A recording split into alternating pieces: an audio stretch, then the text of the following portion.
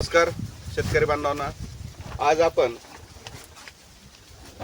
पेरू बागायतदार कनेरगाव येथील ज्ञानेश्वर बरगणे यांच्या पेरूच्या बागेवर आलेलो आहे. माढा तालुक्यातील एक कनेरगाव हे उत्कृष्ट गाव आहे. आपण यांची आज मुलाखत पेरूच्या संदर्भामध्ये शेतकऱ्यासाठी माहिती मिळावी म्हणून आपण मुलाखत घेण्यासाठी आज यांच्या बागेवर आलो आहे. आणि आपले क्रेंटा केमिकलचे सर्व उत्पादन यांनी वापरलेले आहेत. तर त्यांच्या तोंडून एक पेरूबद्दलची माहिती आपण त्यांच्याकडून जाणून घेऊ. तुम्ही लागवड कधी केली? लागवड आपण साधारणतः एक 13 महिने झाले लागवड करून. 13 महिन्यात आपलं हार्वेस्टिंग चालू आहे. पूर्ण संपत आली बाग. आणि जे एक आपण प्रोडक्ट वापरतो आहे जे रोप लावल्यापासून तेव्हा आता इथपर्यंत ग्रोथ वाढलेला आहे. त्याचा मिलीबग असेल, निमॅटोडा असेल किंवा बागेला दुसरी काय रासायनिक खतं वगैरे असतील, 6 कॉम्बी असेल, 4 स्टार असेल, स्लरी, हे आपण सगळी वापरलेले आहेत. तर रिझल्ट आपल्याला 1 नंबर मिळालेला आहे. सगळ्यात महत्त्वाचं आपल्याला जाणून घ्यायचं आहे, तुमची लागवड तुम्ही कुठल्या महिन्यामध्ये केली आणि तुम्ही किती तुमचं क्षेत्र आहे, त्या क्षेत्रामध्ये पेरूची लागवड किती केली, किती अंतरावर केली, ते आमच्या शेतकरी बांधवांसाठी माहितीची पहिल्यांदा गरज आहे. आणि कुठल्या जातीची लागवड केली आणि तुमचा अनुभव पाहिजे. आपली तैवान पिंक म्हणून व्हरायटी आहे, त्याची लागवड आहे. आपण 10-5 वर लागण केलेली आहे. क्षेत्र टोटल आपलं 2 एकर आहे. 1500 रोपं आहेत. तर त्या लागवडीची आपण जूनला केली ती. जूनपासून आज 13 महिने वरच झालेत. 13 महिन्यामध्ये तुमची बाग हार्वेस्टिंग झालेली आहे. म्हणजे थोडक्यात तुम्ही अजून 15-20 दिवसापूर्वी हार्वेस्टिंग चालू केलं, बरोबर? टोटल माल किती टन निघाला? टोटल किती 2 एकरामध्ये टोटल किती टन माल निघाला? आता 24 टन माल निघलाय आपला 2 एकरामध्ये. 2 एकरामध्ये. तर यांचा 2 एकरामध्ये 24 टन माल निघलेला आहे. आणि अजून किती निघण्याची अपेक्षा आहे तुमची?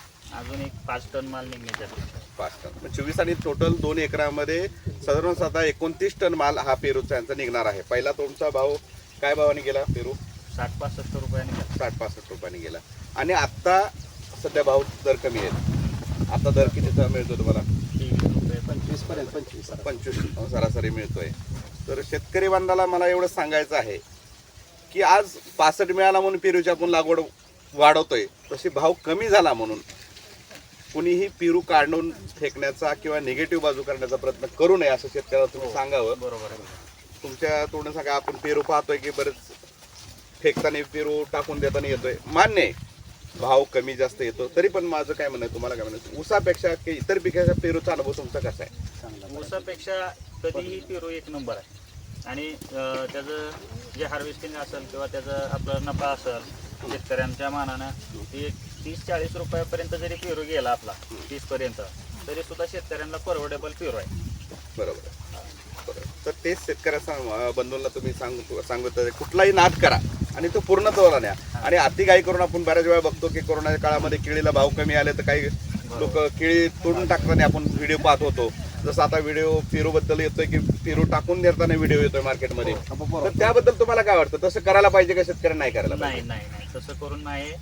तर आपण लहान बाळांसारखं सांभाळतो ह्याला. त्यासाठी आपण त्याला निगा ठेवत राहणे. आणि जरी रेट कमी आले तरी काय एवढं चालू राहणार नाही. घाबरून जाण्यासारखं काय एवढं नाहीये. पुढच्या वेळेस रेट वाढल, थोडं खालीवर राहत असतंय. आणि सगळ्यात महत्त्वाचं, तुम्ही तुमच्या पिकामध्ये कुठली पिकं तुम्ही कुठल्याही बागा केल्या तरी महत्त्वाचं आहे की आपण प्रत्येक शेतकऱ्याने काय केलं पाहिजे की आपल्या माल क्वालिटी आणि एक्सपोर्ट दुसऱ्यापेक्षा कसा होईल ह्यावर शक्यतो ध्यान दिलं पाहिजे. कारण त्याला जर लक्ष दिलं तरच तुम्हाला इतरापेक्षा जास्त बाजारभाव तुलनेने मिळणार आहे.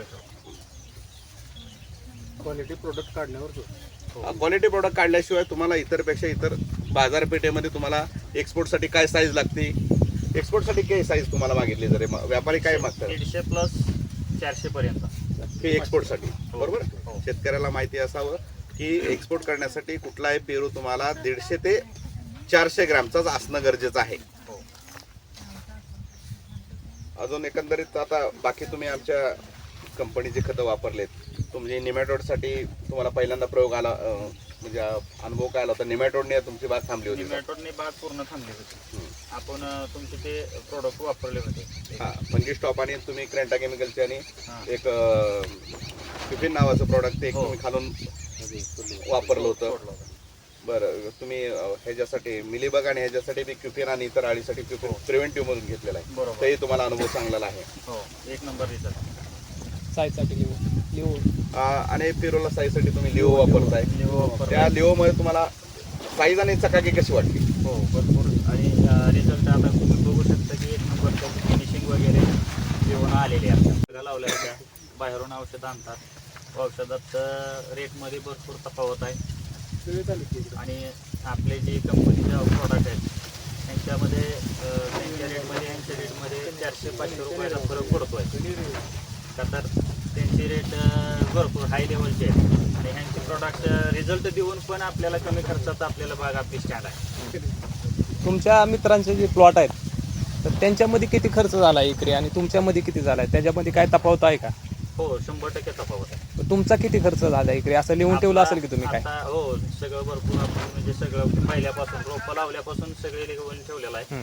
तर आतापर्यंत माझा खर्च झाला 4 लाखापर्यंत, बरं, म्हणजे हार्वेस्टिंग क्लिअर होईपर्यंत. म्हणजे आणि फोम सगळं. इतरांचं जे झालं आहे ते त्यांचं 5.5-6 लाखापर्यंत गेलेले आहे. आणि त्यांचा एवढा जास्त खर्च होऊन उत्पन्नामध्ये पण किती फरक वाटला? त्यांना उत्पन्न नाही, तुमच्या उत्पन्नात. त्यांच्या बरोबरीनं आपलं उत्पन्न आहे. त्यांनी एवढा भरपूर खर्च करून सुद्धा आपण आज 3 ते 4 टनानं पुढे चालणार आहे. आणि दुसऱ्यापेक्षा क्वालिटीला इतर त्यांच्यापेक्षा आपला बाजारभावाने चकाकी जास्त असल्यामुळे आपला आज सगळ्यात आपला त्यांच्यापेक्षा 2-3 रुपये 4 रुपयानं कसाही रेट मिळतोय आपल्याला. जास्त रेट